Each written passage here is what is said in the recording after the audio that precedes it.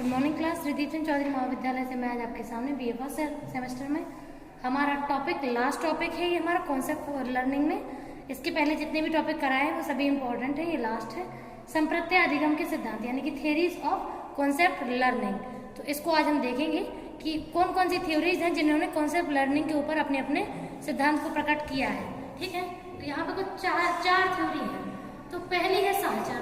सहचर का मीनिंग मैंने आपको कल बताया था।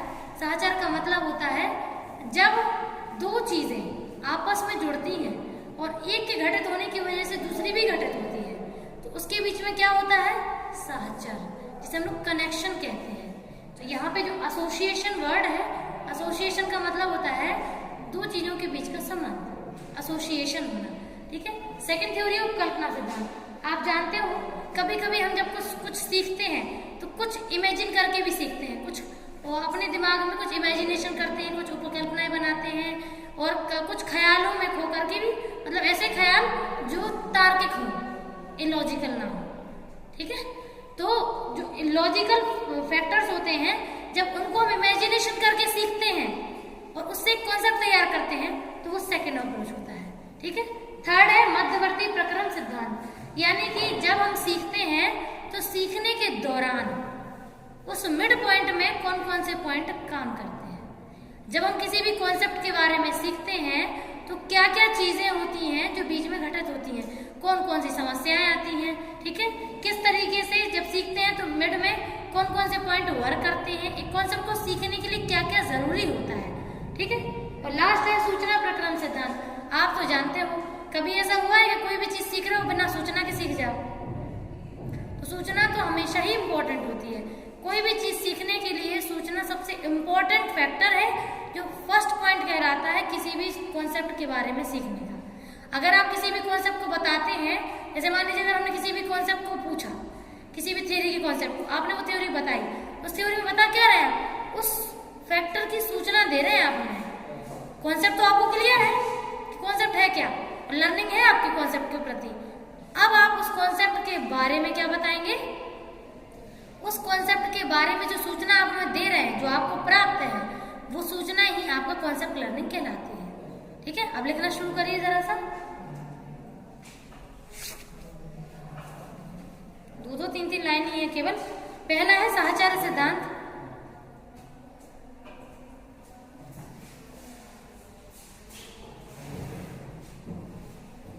विभेदन अधिगम का जटिल स्वरूप है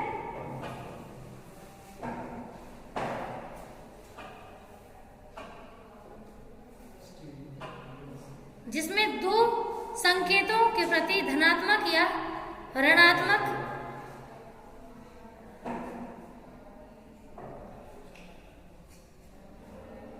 प्रतिक्रिया करना सीखता है, जिसमें दो धनात्मक या ऋणात्मक प्रतिक्रिया करना सीखता है।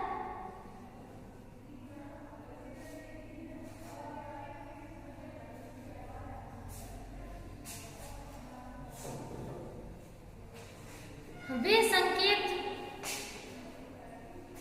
सहचर कहलाते हैं।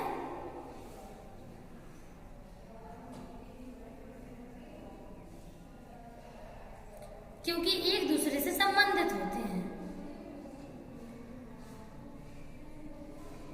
क्योंकि एक दूसरे से संबंधित होते हैं।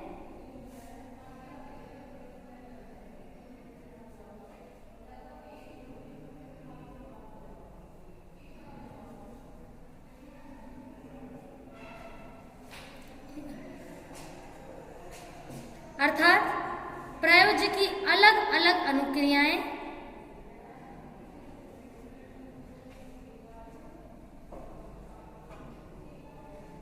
अलग अलग संकेतों के साथ जुड़ी होती हैं।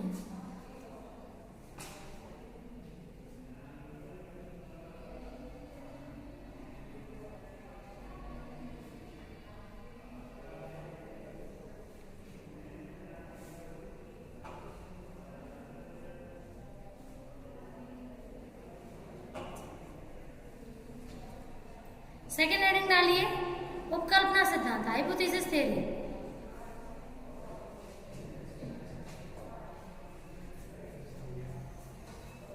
इस सिद्धांत को संज्ञानात्मक सिद्धांत भी कहते हैं।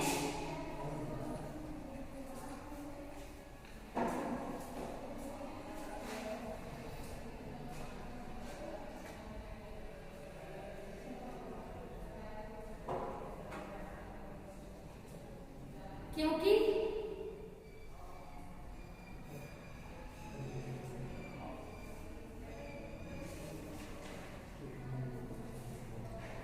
सारी क्रियाएं मस्तिष्क में चलती हैं,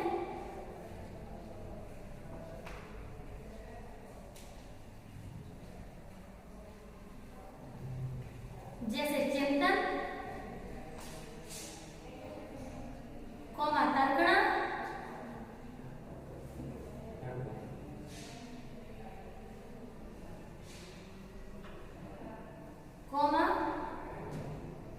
इमेजिनेशन को क्या बोलते हैं? इमेजिनेशन को क्या बोलते हैं? हाँ, जैसे कल्पना करना, निर्णय लेना,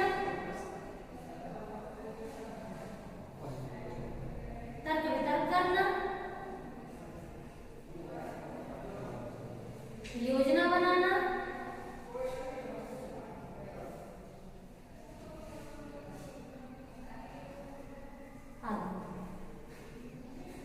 अब ये सब कहाँ चल रहा है बेटा? मस्तिष्क में।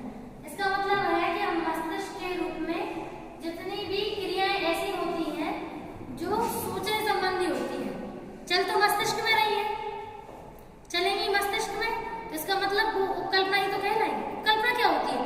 उपकल्पना का कल्पना ले लो तुम, कल्पना और उपलब्धियां का मतलब भविष्य के बारे में।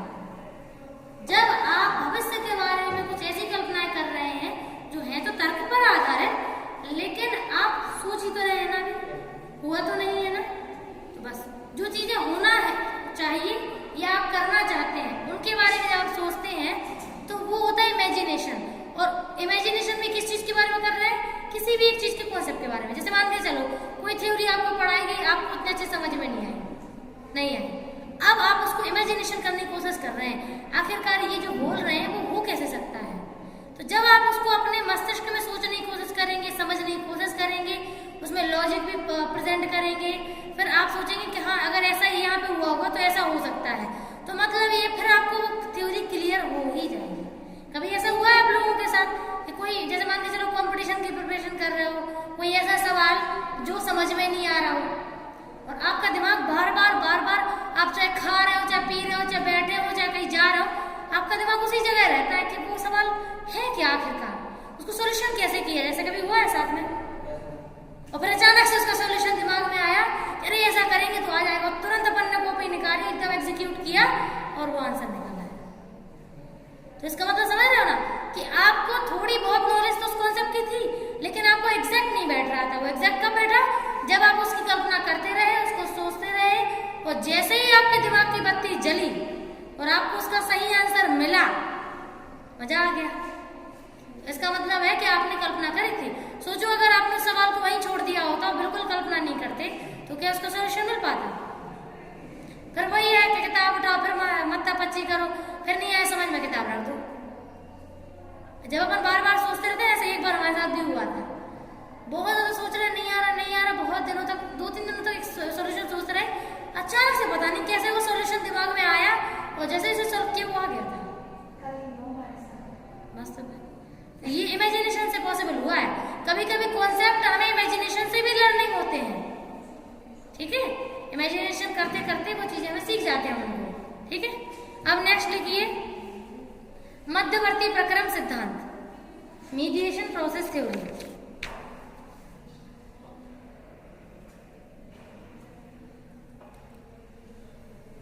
इस सिद्धांत का प्रतिपादन ऑसगुड और कैलेंडर ने, ऑसगुड के बगल में 1953 लिख लो और कैलेंडर के बगल में 1960 लिख लो, ने किया।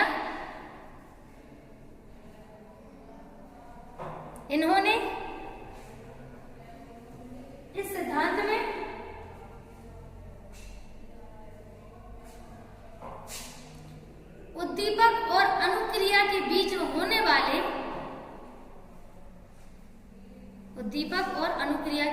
होने वाली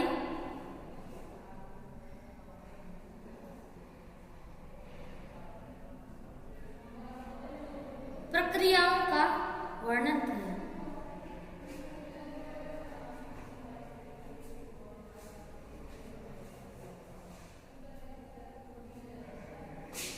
जैसे मान के चलो कोई थ्योरी आप पढ़ रहे हो, तो थ्योरी आपके लिए क्या होगी बेटा, पता है? बताइए, उद्दीपक होगी क्या प्रक्रिया होगी? हाँ, बहुत बढ़िया। वो थ्योरी क्या होगी? उद्दीपक, क्योंकि उसका आप पर प्रभाव पड़ेगा, आप उस पर प्रभाव नहीं छोड़ सकते हैं। आप ये सोचें जाओ हम नहीं पढ़ रहे, तो थ्योरी का क्या बिगड़ रहा है? बिगड़ेगा तो आपका ना पेपर में। तो थ्योरी उद्दीपक ही रहेगी, वो आपका बिगाड़ सकती है, आप उसका कुछ नहीं बिगाड़ सकते। समझ गए? तो अब वो उद्दीपक है, आप उसे पढ़ने की कोशिश कर रहे हैं और करने के बाद आपको वो चीज समझ में आती है।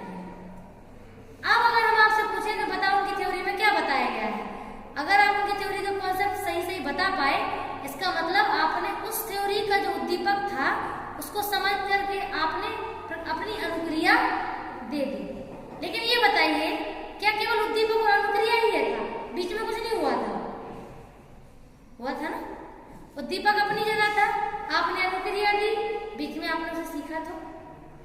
तो जो सीखने वाली प्रोसेस होती है उसकी बात इस थ्योरी में की गई, मध्यवर्ती में, कि जब उद्दीपक को सीखा जाता है और हम अनुक्रिया देते हैं, तो उद्दीपक से सीखने और अनुक्रिया करने के जो बीच में जो तालमेल बैठता है वो हमारा मध्यवर्ती प्रकरण कहलाता है। ठीक है? अब प्रक्रिया बीच में क्या हुआ? बीच में ये हुआ कि जब आपने थ्योरी को पढ़ा तो थ्योरी का एक एक शब्द जो था आपके ब्रेन में ट्रांसफर हो रहा था। अब जब ब्रेन में ट्रांसफर होगा तो आपकी सेल्स में वर्क भी होगा। हमने आपको बताया है कि जब हम लर्निंग करते हैं तो हमारे जो न्यूरोट्रांसमीटर हैं, जब पहली बार सीखते हैं तो एक न्यूरॉन दूसरे न्यूरॉन को ज्यादा संख्या में वो न्यूरोट्रांसमीटर रिलीज करता है, और जब वही चीज हम जैसे मतलब दूसरी बार सीखते हैं तो न्यूरोट्रांसमीटर की संख्या कैसी हो जाती है? कम हो जाती है। तीसरी बार सीखते हैं तो और कम हो जाती है, चौथी बार में और कम, पांचवी बार में और कम। ऐसा क्यों हो रहा है? क्योंकि उस एरिया को वो लर्निंग हो चुकी है, इसलिए उतनी ज्यादा मेहनत की जरूरत नहीं है। तुम लोगों ने अपने साथ एक्सपीरियंस किया होगा, कोई भी चीज आप पहली बार सीखते तो बहुत मेहनत लगती है, दूसरी बार में कम मेहनत लगती है, तीसरी में कम, चौथी में और कम, पांचवी में और कम। तो ये कम कम कम का सिद्धांत क्या है? न्यूरोट्रांसमीटर जिस संख्या में रिलीज होते हैं वो संख्या डिसाइड करती है कि आपको एफर्ट कितना देना है। एक तो ये चेंजेस होता है, और दूसरा क्या परिवर्तन होता है? दो न्यूरॉन को जोड़ने का जो काम करता है उस स्ट्रक्चर को हम कहते हैं साइनेप्स। क्या बोलते हैं? आपको वो दिख रहा होगा स्ट्रक्चर, उसमें सबसे उस तरफ दीवार की साइड जो टर्मिनल बटन है, छोटे छोटे बटन टाइप, उस एरिया से जब दूसरा न्यूरॉन कनेक्ट होता है तो उस पूरे गैप को बोलते हैं साइनेप्स। यानी कि ऑर्गन होता है जो दोनों न्यूरॉन को जोड़ के रखता है। दो न्यूरॉन कभी आपस में एक दूसरे से डायरेक्ट नहीं जुड़े होते हैं, उनको जोड़ने का काम कौन करता है? साइनेप्स। तो दूसरा फर्क क्या होता है जब कुछ सीखते हैं अपन लोग? दूसरा फर्क ये होता है कि जो साइनेप्स होता है, अगर उसी प्रकार की लर्निंग बार बार उसी न्यूरॉन से होके जा रही है तो उस साइनेप्स का आकार छोटा होने लगता है। ये दो काम होते हैं जब लर्निंग होती है। तो आप समझ में आए कि मीडिएटर में क्या होता है? मीडिएशन में ये होता है, हमारे अंगों में परिवर्तन होता है। और कौन से अंगों में? मस्तिष्क के अंगों में। बॉडी के कोई अंग में परिवर्तन नहीं होता है। बॉडी के अंग हार्मोन्स रिलीज करते हैं, लेकिन आकार में कोई परिवर्तन नहीं होता है। आकार तो ब्रेन में ही होता है सब कुछ। ठीक है? जब मेडिटेशन करते हैं सर दर्द नहीं करता है, जैसे आंख बहुत देर तक बंद करते हो, यही कह रहे हो ना?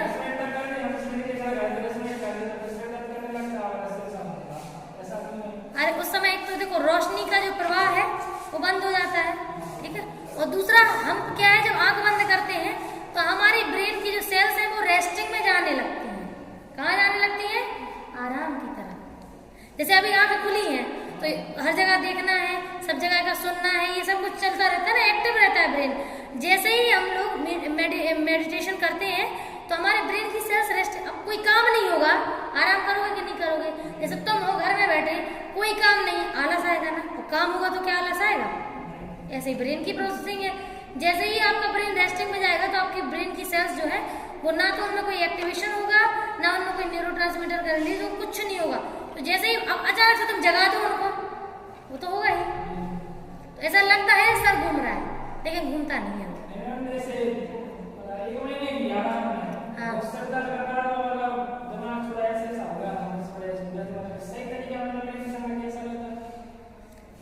सही तरीका मतलब कैसे?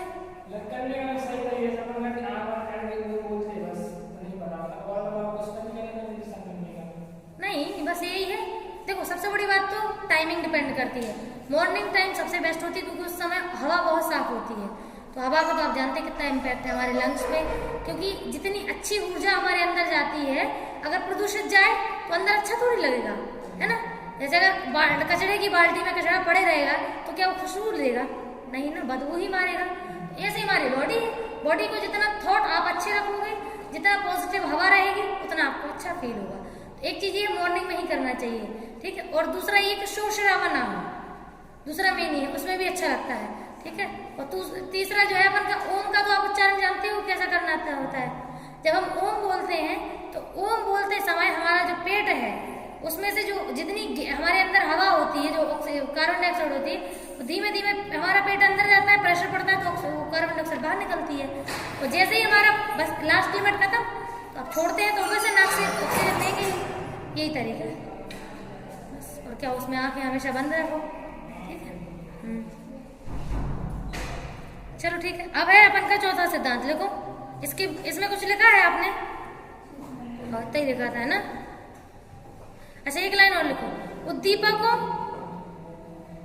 के परिस्थिति की उपस्थिति होने पर ही प्रायोज्य अनुक्रिया देता है।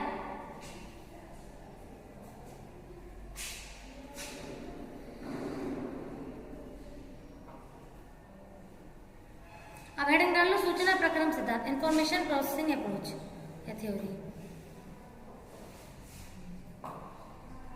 इस सिद्धांत का प्रतिपादन गुडनाव और पोस्टमैन ने 1955 में किया था।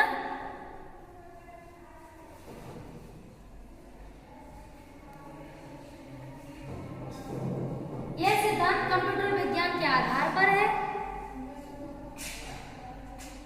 यह सिद्धांत कंप्यूटर विज्ञान के आधार पर है।